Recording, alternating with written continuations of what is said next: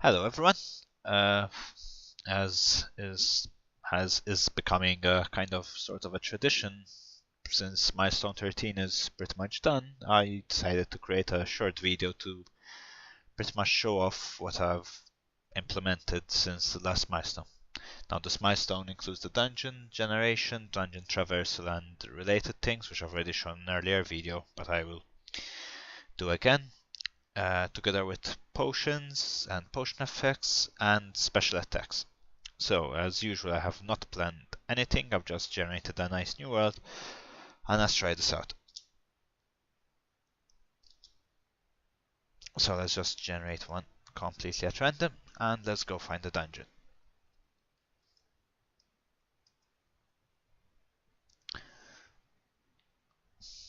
Explore. So,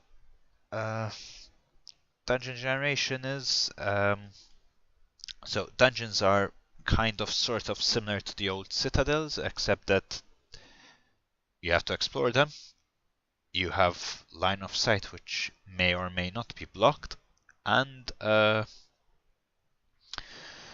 basically they can form kind of regular shapes. There will be a number of rooms, all based on basically a rectangle connected through paths.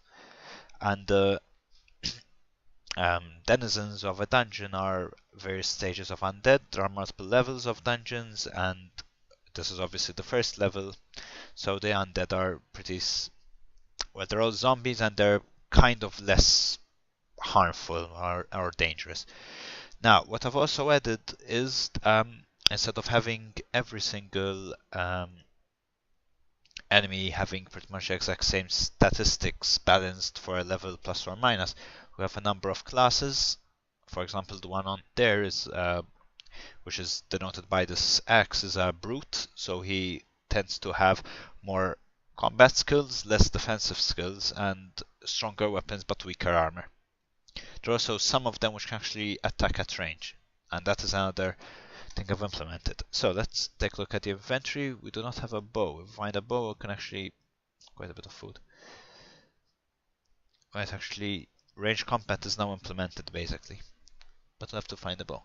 So when traversing a dungeon, this icon denotes him as a defender. Not much attacking skills, but good defense skills. Anyway, in a dungeon, enemies are spawned through the summoning circles, which you are allowed or expected to disable them. It's not necessary, you can leave them and you'll end up with a dungeon full of them, but since we're just going to traverse and trying to avoid combat for the most part, it'll be fairly easier if we don't end up with a big mess. So also as part of this one, for example, is a ranged user. Zombies tend to have a very low line of sight, so we're probably safe, but you know, might happen.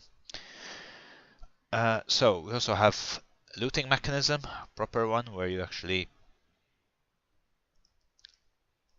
grab all the items you wish instead of having to pick them up off the ground. Let's just grab everything and rubbish, rubbish, rubbish. Right, also implemented, next zombie I'll come, we'll attack him. There are some various icons so you can actually determine what happened during an attack without having to read the logs, since nobody apparently reads logs. Alright, those are the stairs down.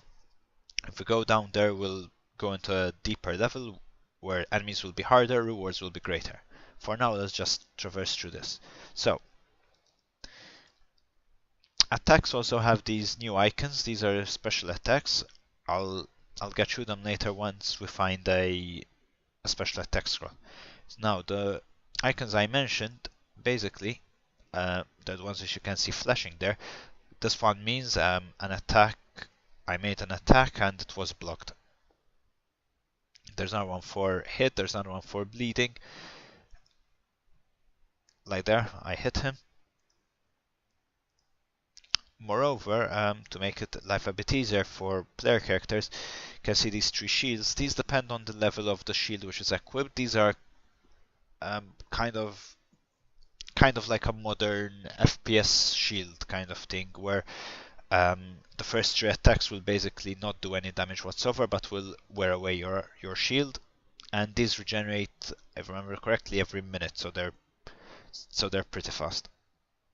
So let's continue to explore. Hopefully we'll find a potion or basically find a potion or a bow or a um, special attack manual. Will be somewhat lagging. We'll be happy. Alright, let's go in deeper. So, let's see what we find. Each room of a dungeon is generally tends to be decorated somehow for a particular type. This was a room with lava in it. This is a treasure room, of course. Yes! And we have a bow. So, bows work as follows. You equip them into the special bow slot, and you are allowed to attack at range provided you have a clear line of sight. In fact, the icon here, instead of a pair of crossed swords, they're, a bow icon. Attacking an enemy, also know the different icon to show it's a ranged attack. Attacking an enemy with a ranged weapon will invite him to come over and attack you, so you can't just stay out of their line of sight and hack away at them. They also use the new archer skill. So let's leave him. Alright, this is an altar. Altars are another thing I've added. Basically, it starts off as an unholy altar, which you are allowed to bless, which will increase your ritual skill. And then you're allowed to ask for a blessing by praying at it. And the level of the blessing depends on your skill as a ritualist. They start off very basic, small increase to a particular attribute, filling in your food bar, that sort of thing. And they range up to more important and more powerful stuff, including free weapon or armor, or just killing a number of enemies which have been spawned on that level. So, as you can see, I'm getting an icon suggesting I'm being attacked. In fact, the ranged using zombies actually firing arrows at me. So let's get out of the way, shall we? Let's see what we find. It's lagging somewhat, probably pathfinding issues again. I'll have to look into that. So disable this circle, and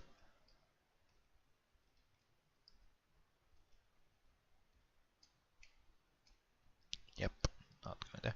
Right, you can also attack by just walking into them, so no need to stay using the attack interface if you really don't want to. Alright, there's the stairs down. Let's get out of here.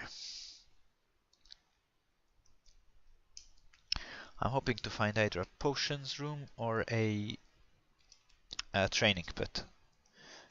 Then I'll be able to show the special attacks off, as well as the new potion system. If that doesn't work, I'll probably just regenerate it until I'll stop the video and regenerate it until I actually get something I can show.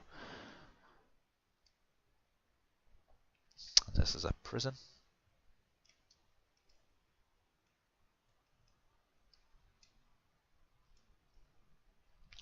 Alright, I'll stop the video here for a moment and I'll regenerate one which actually has special attacks and potions, so we can take a look at how those work. So back in a moment. So hello again, I generated a test character using the debug stuff. So this one should start with a number of potions. So potions work as follows. You can pick up potions from alchemy tables, alchemy rooms, which are a new room which you can only find in dungeons. Fine enough, like this one. No, this is a farm. Never mind. So potions start off completely unknown. You have to test them out to be able to identify them.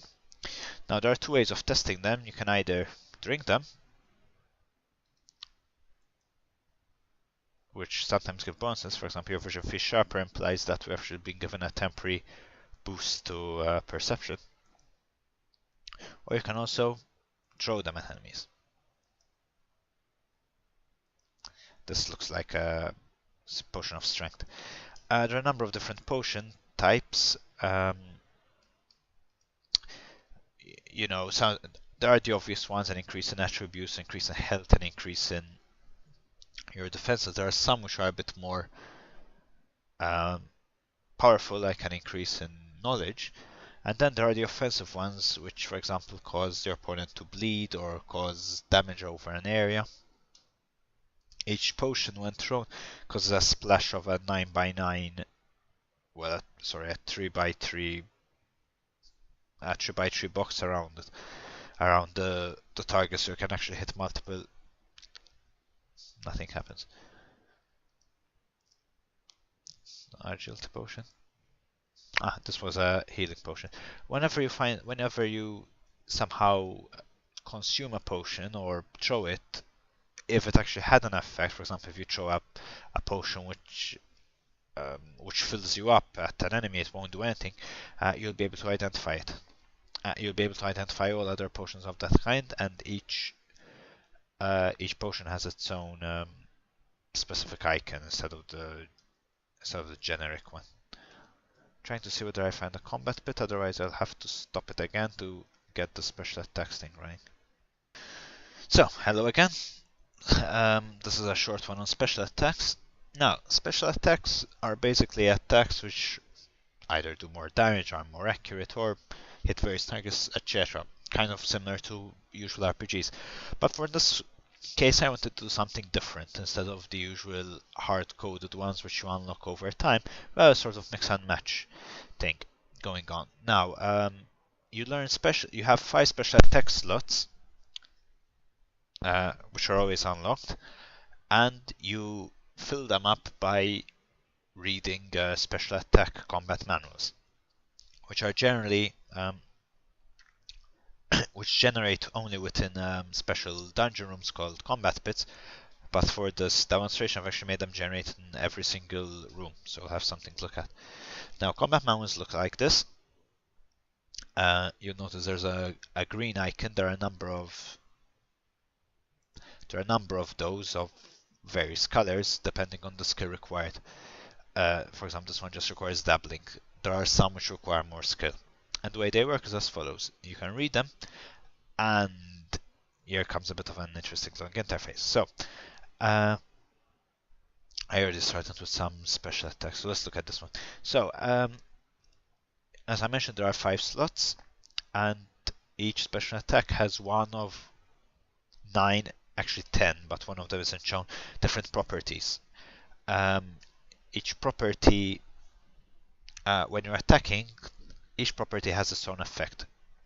So, for example, this one makes an attack more accurate by 1, and also damages armor, sunders the opponent's armor by 1. If you decide to learn it, you simply press learn, you're able to learn it. We have started off with some other ones.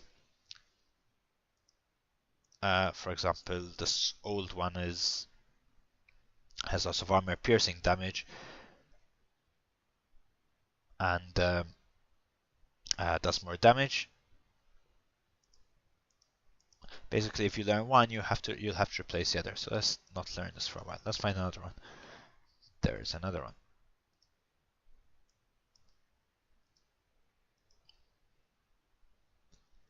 The names are automatically generated. So this one actually stuns the target for 1, does 1 more additional damage, and has 1 armor piercing. So let's learn it. Not very useful against undead since they don't actually stun, but that should be fine. So to use it in a combat situation, let's just look at this one real quick. So this one is actually pretty similar to the other one. Yeah, interesting. Basically, each scroll has a number of points which are automatically handed out according to the categories.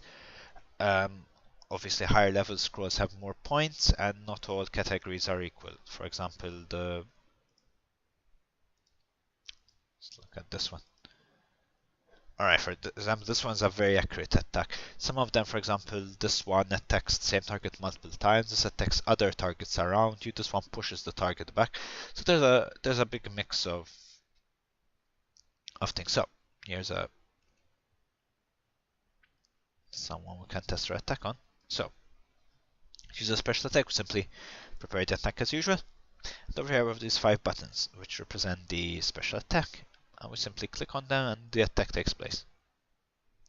Over here it gives you what actually happened. If you have more than one attack, you'll have more than one whatever. And this 14 shows you how many turns until it's ready to be used again. It's generally 14, but one of the points is actually a reduced time spent waiting for it to refresh. They all happen to be 14. So that's special attacks. Some of them are powerful. At higher levels they can be very useful, but they're meant to, break the kind of monotony of just attacking all the time, or now you can just walk into him to attack. So that's basically it. I'll probably take a look at why it's... take a quick look at why it's lagging. And probably the pathfinding isn't finding a path. Take a quick look at that. Make some minor changes to the throwing interface. I'll probably be up by tomorrow in case you want to download it and try it again. So that was Milestone 13. Thank you for watching. Next milestone is going to be all about the economy, and that's going to be horribly complicated. So yeah, looking forward to that. Farewell.